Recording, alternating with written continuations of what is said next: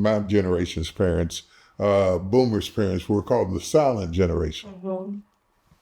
They didn't say nothing, okay? And they taught you to keep your mouth shut, okay? So we were the generation that came along with what goes on in this house stays in this house. Yes, sir. Their generation didn't even bring up what goes on in the house, okay?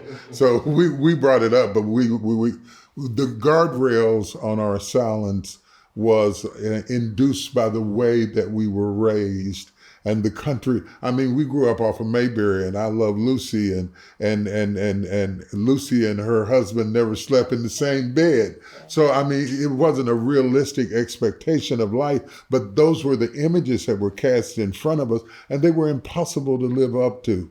Do you think that a lot of people in your generation who could keep it 100, which we had to come to grow into.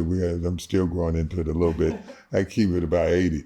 But the idea of keeping it 100, did it serve you well as you look back on it, or does it open you up where you've got the whole world looking into your life and expecting you to just tell everything about everything?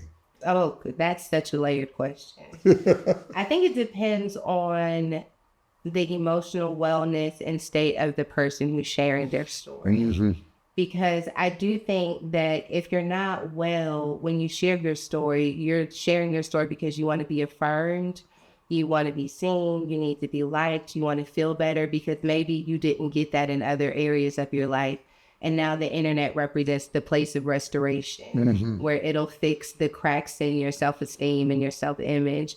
I do think that for people who utilize it, the way I want to think that I use it is that I don't share it until I'm ready for it to be criticized and praised, which means there's a certain level of healing, at least a scab, that has to be over what I'm sharing before I put it out in the world, because I recognize that I'm opening myself up to all manners of opinions. What I will say is that I think it is serving me, and I think time will tell. In 30 years, I could say it was all a bad idea. 30 years, I could say delete the apps. It was terrible. But right now, that's funny.